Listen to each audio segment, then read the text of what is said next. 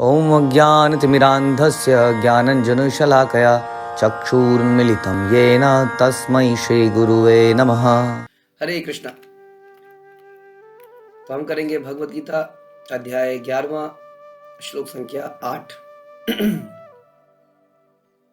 न तु मां शक्ष्यसे द्रष्टुमननैव स्वचक्षुषः दिव्यं ददामि ते चक्षुः पश्य मे योगमेश्वरम्। किंतु तुम मुझे अपनी आंखों से नहीं देख सकते, अतः मैं तुम्हें दिव्य आंखें दे रहा हूं। अब मेरे योग ऐश्वर्य को देखो। तो इससे पहले अर्जुन ने भगवान के उस विराट रूप को देखने की इच्छा करी और भगवान ने बताया कि तुम इस विराट रूप में क्या क्या देखोगे। लेकिन हमने चर्चा करी थी कि अर्जुन अभी तक देख नहीं पा रहा था, क्योंकि भगवान को देखना कोई साधारण विषय नहीं है। ऐसा हो सकता है कि भगवान हमारी नजरों के सामने से कई बार निकल गए हों और हम उन्हें पहचान भी ना पाए हों। इसलिए केवल जब हम बोलते हैं कि देखना, तो जब हम बोलते हैं देखना, तो देखने के पीछे मतलब होता है देखकर समझना, है कि नहीं? अदरवाइज हमने क्या देखा? यदि हमने कुछ देखा और देख के उसको समझा नहीं, तो हमने क्या देखा? जैसे हम तीर्थ स्थानों में जाते हैं, हम धाम में जाते हैं, वृंदावन जाते हैं इत्यादि, जगन्नाथपुरी में जाते हैं, लेकिन जाके हम देख तो आते हैं, लेकिन वास्तव में हम देखते नहीं हैं, क्योंकि हम समझ के नहीं आते, इसलिए हमारे हृदय में भाव पैदा नहीं होते। इसलिए देखने का अर्थ ही यही है कि देखकर समझना। भगवान गीता में भी बोलते हैं कि हम सर्वस्व प्रभवो मत्ता सर्वत्र प्रवर्तते इति मत्वा भजन्ते माम, कि जो इस मत से मुझे देखता है और भजता है वही वास्तव में श्रेष्ठ है। बहुत सारे लोग पूजा पाठ करते हैं, कृष्ण की पूजा करने वाले भी संसार में बहुत लोग हैं, लेकिन ये मानते हुए कि कृष्ण ही पूर्ण पुरुषोत्तम भगवान है, जो इसको मानता है वो डिवोटी बन जाता है। उसको हम भक्त कहते हैं कि वो भगवान का भक्त है, क्योंकि वो मानता है कि भगवान ही सर्वे सर्वा है। इसलिए जब भी हम बोलें कि देखना, हाँ, तो इसका मतलब किसी वस्तु को देखने के लिए उस वस्तु के बारे में समझना बड़ा आवश्यक है, और किसी वस्तु को समझने के लिए उसके बारे में सुनना बड़ा आवश्यक है। हम सुनते हैं हमारे आचार्यों से कि किसी वस्तु को जानने के कई रास्ते होते हैं, जैसे कि प्रत्यक्ष प्रमाण हम कहते हैं, direct sense perception, and then अनुमान प्रमाण जिसको हम कहते हैं स्पेकुलेशन, एंड थर्ड इज श्रवण, हियरिंग फ्रॉम बोनाफाइड अथॉरिटी। हाँ, समझने के लिए, तो समझने के लिए हम डायरेक्ट सेंस परसेप्शन किसको कहते हैं? प्रत्यक्ष प्रमाण, मतलब जो मैंने देखा उसको समझ लिया, जो मैंने सुना उसको खुसर फुसर इधर उधर की बात, सुनने की बात कर रहे हैं, उसी को मान लिया, है ना। कई बार किसी ने मुझे बताया, तेरे को पता है ऐसा है, तेरे को पता ही है, रास्ते में चलते हुए कुछ डिस्कशंस हुए, उसको सुनना, वो सुनने की बात कर रहे हैं। तो इसको कहते हैं इधर उधर से, मतलब आपने सुना तो आपने आंखों से देखा, या आपने कानों से जो सुना इधर उधर से, इसके आधार पर समझना कि क्या है।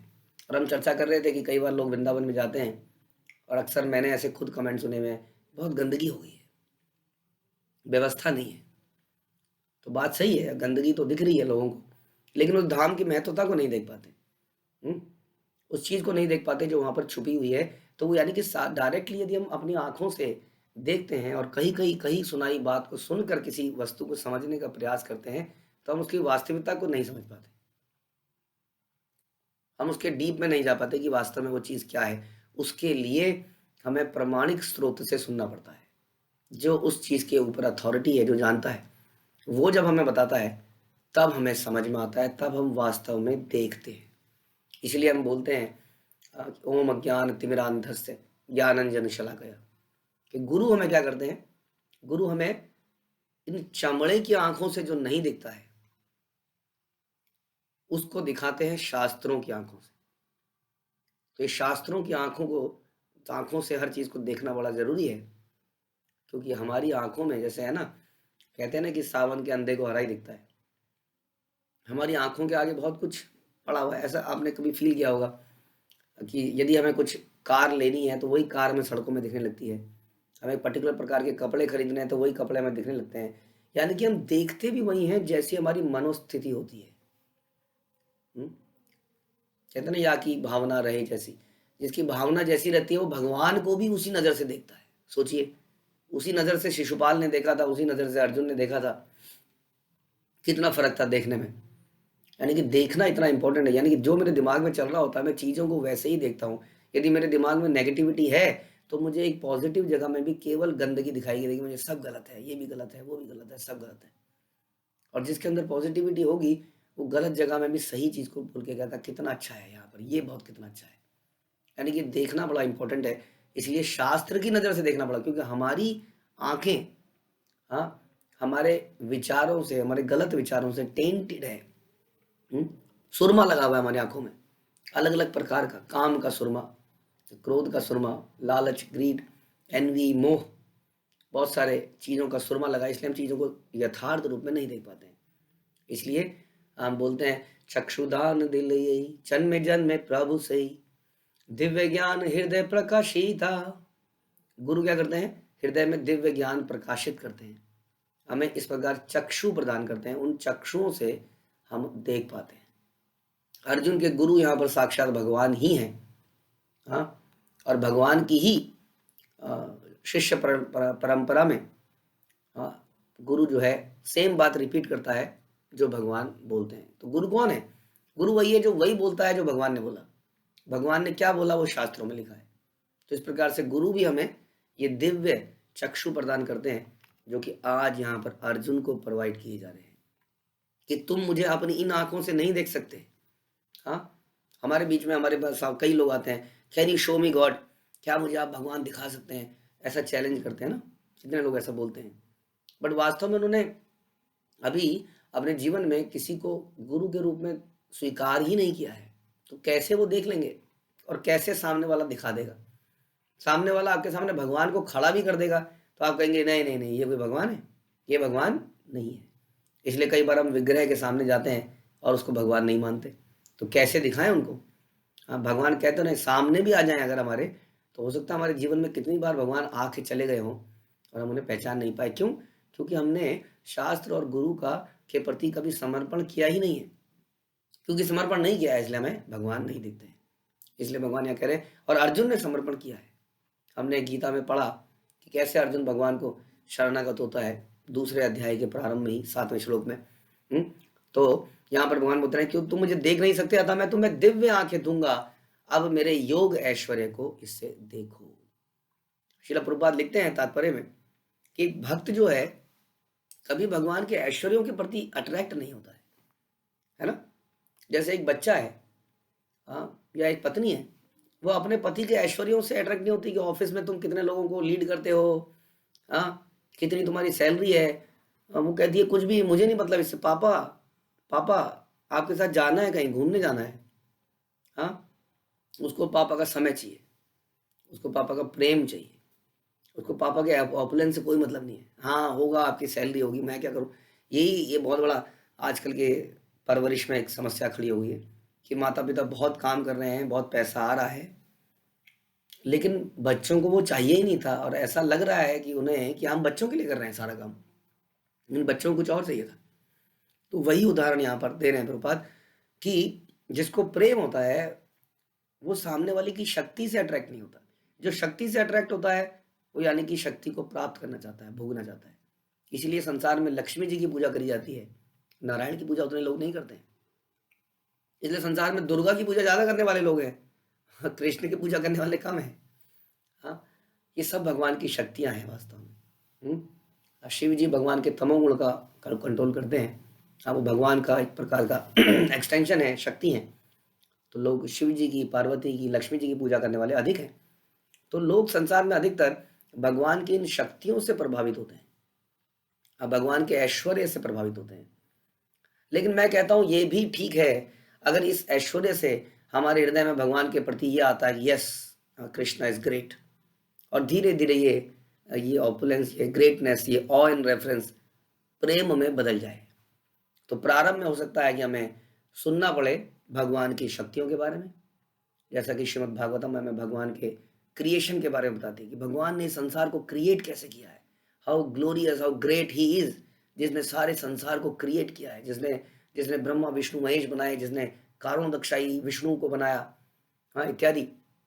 जानते जानते हमारे हृदय में एक महसूस, एक फीलिंग डेवलप होने लगती है और वो फीलिंग धीरे धीरे प्रेम में कन्वर्ट होती है। उस प्रेम में हम भगवान की सेवा करना चाहते हैं, लेकिन हमें भगवान की शक्तियों से मतलब नहीं रहता, क्योंकि हम भगवान से कुछ चाहते नहीं हैं। क्यों? क्योंकि हमें प्रेम और सेवा करने में वो आनंद मिलता है कि हमें कुछ नहीं चाहिए। जैसे कि सिंपल एग्जाम्पल, माँ जब बच्चे की सेवा कर रही होती है तो उसे बच्चे से कुछ चाहिए नहीं होता है। लेकिन उसको बच्चे से दूर कर दो कि आप 3 दिन से सोए नहीं हो, बच्चा रात को सोना नहीं देता है, एक काम करते हैं, आपका बच्चे को हम नर्सरी में रख लेते हैं, आप आराम से 3 दिन सोइए। कोई माँ इस बात के लिए मानेगी नहीं, है ना? उसको चाहिए नहीं कुछ बदले में। तो जब हम सेवा करने में आनंद लेने लगते हैं प्रेम के कारण, तब हमें भगवान से कुछ चाहिए नहीं होता है।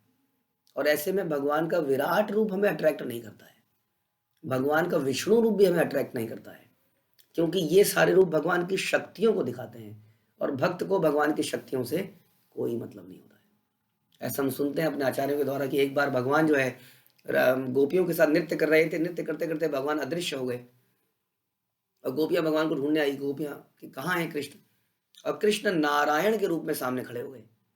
और गोपियां आई और उनके पास से निकल गई, और कुछ किसी गोपी ने पूछ लिया, अरे क्या तुमने कृष्ण को देखा? हाँ, अब कृष्ण नारायण बन के वहीं खड़े थे। और नारायण बड़े भव्य लगते हैं, शंख चक्र कहाँ भगवान के पास, कहाँ मुरली, बांस की मुरली, अब बताइए क्या है? और एक चक्र है, देखिए चक्र से क्या नहीं काटा जा सकता, दुनिया की कौन सी चीज है जिसको एक सुदर्शन नहीं काट सकता? जिसके हाथ में सुदर्शन घूम रहा हो उसको इग्नोर कर दिया जाए और उससे पूछा जाए कृष्ण को देखा क्या? हाँ, तो ये है गोपियों का भाव। तो यहाँ पे भगवान यही बता रहे हैं कि ऑल्दो अर्जुन को ये रूप दिखाया जा रहा है, बट हम सुनते हैं कि अर्जुन ने ये रूप हम जैसों के लिए, जो कि भगवान की शक्ति को जानते ही नहीं है, हाँ, और इसलिए उनको भगवान ही ना माने। तो इसलिए ये जानना भी जरूरी है, लेकिन केवल भगवान की शक्तियों से अट्रैक्ट हो जाएं, उससे आपको परम संतोष नहीं मिलेगा। तो इसलिए हमें करना क्या है? हमें ये करना है कि हमें गुरु, हाँ, जो कि परंपरा से हो उसको एक्सेप्ट करना है, शरणागति करना है, और फिर उसकी बात सुननी है शास्त्रों के अनुसार। वो हमें चक्षु प्रदान करेंगे, नेत्र प्रदान करेंगे, शास्त्र के नेत्र, उनके एक्सपीरियंस के नेत्र, जिससे हम भगवान के वास्तविक दर्शन कर पाएंगे। नहीं तो हम भगवान को देख कर भी नहीं देख पाएंगे। ये कई सारे लोगों ने एक्सपीरियंस किया है कि जब वो धाम के बारे में सुनते हैं, तीर्थ स्थान के बारे में सुनते हैं और सुनने के बाद उसका दर्शन करते हैं, तो दर्शन का मतलब ही बदल जाता है। इसलिए दर्शन करने से पहले हमें दर्शन की आवश्यकता है। दर्शन होता है फिलॉसफी।